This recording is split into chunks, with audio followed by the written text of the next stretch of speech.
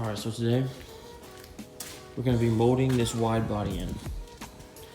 So my plan of attack, I marked out a line about, I'm trying to keep the same length from this panel right about here, where I'm going to be applying the Bondo between these two panels and helping try to make a smooth transition all the way around. And I marked it right here just so I know where I could stop sanding, because I'm obviously going to have to sand it a little bit to apply the Bondo, because the Bondo needs to have a physical connection to the paint. While I'm doing this, I'm going to go ahead and try to figure out this bottom splitter thing. This bottom side skirt. It's about to come off. I probably need to put some more adhesive on it, figure it out. I don't know. It's not, looks like it's missing some bolts. I don't know, gotta figure that out on here. And then, after all of that, I'm going to be finishing up the engine bay. And since I've shown you guys so much of me working on the engine bay already, I'm probably just gonna knock it out and not really have to show you guys anything. Just put my head down and work for a couple hours, get it done. So I marked out where, with this tape, where I'm gonna be doing the cut, right along this line right here. That should give me enough room for the tire to go up. Okay, so I'll probably do it on a time lapse, so I'm cutting it just so I can focus. But what I'm gonna be doing is there's two pieces behind this. So behind this fender guard, there's an outer shell, which is this outer layer, and there's an inner shell that goes, and it's basically, if this underguard wasn't here, it would prevent the water from going up. So you just want to cut the outer shell, that's it. So you want to go real lightly across this line. So this outer shell will come off, and the inner shell, I can use that to help seal back when I put the fiberglass fender back on. So yeah, I'll show you when I get it cut out. It'll make more sense when you're looking at it.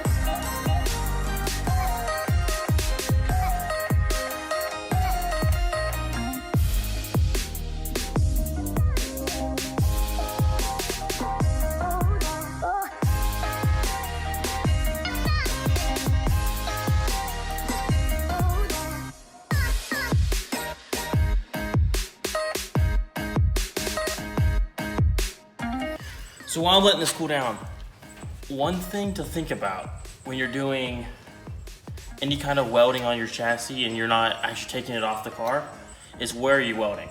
Look at this right here.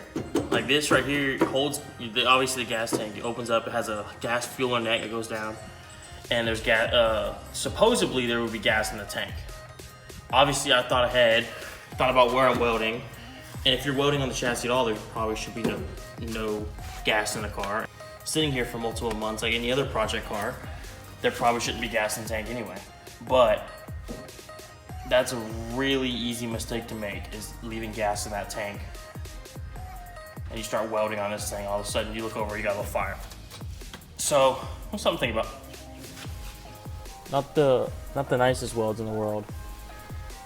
But everything's all done, it's all attacked. I'm gonna go ahead and put the over fender on, and I think I'm gonna start trying to, I'm gonna be using some of this sealer over here, the seam sealer, combine it with some foam, maybe some fiberglass. The whole goal is to make sure that when this fender is on, like this, I'm just gonna throw it up for temporary.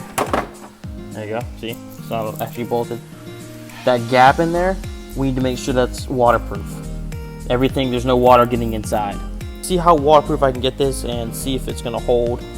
If not, I'm probably gonna go through and put one layer of fiberglass through, just resin it down real fast just to make sure it's, with the fender on, make sure it's completely waterproof, because you don't want water getting up in here.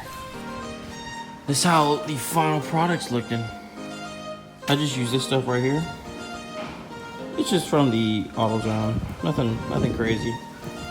It's paintable, non-sagging, and I can't seem to make it last, so it goes in the trash pile.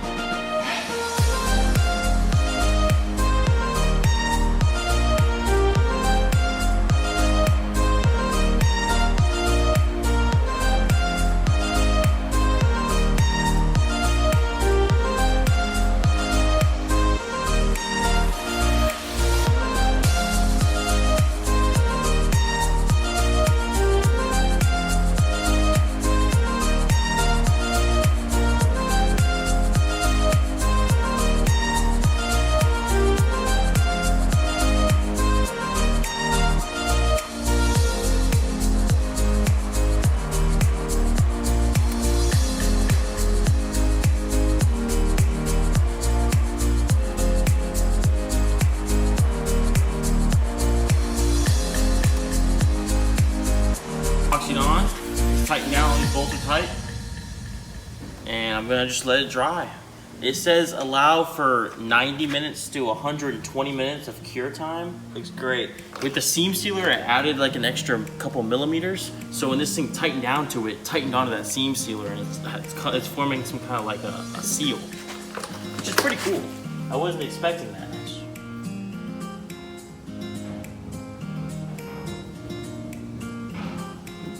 Focus. Now obviously what I'm going to be doing is I'm going to be adding later some kind of connection between these two, most likely fiberglass that just goes all the way around, and make it so it's able to withstand a little bit better water damage.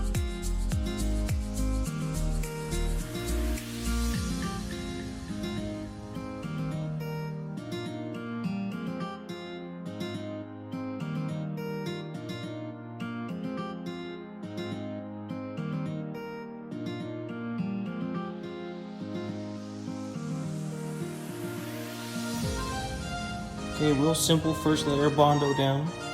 I definitely oh, it's already hard, wow. I definitely overdid it like crazy. Is it still closed? Cool. I definitely overdid it. Put way too much hardener in it, but it'll be alright. So my idea with this quarter panels, in majority of the car, is that I want to use template I'm making right here. I want to use this area here down as a mold, and I want to try to make these fenders, these doors, and over time, over every single part of this car as I get to it, out of either a fiberglass or a carbon fiber, carbon composite, or like a Kevlar, to make it a lot lighter. So that's my goal. So this, yeah, we're leaving the screws in it, but this is just to make the mold. I'm gonna take this, probably chop it right here, make a mold of this, and then remake it out of carbon fiber, then epoxy it back on. So that's the idea.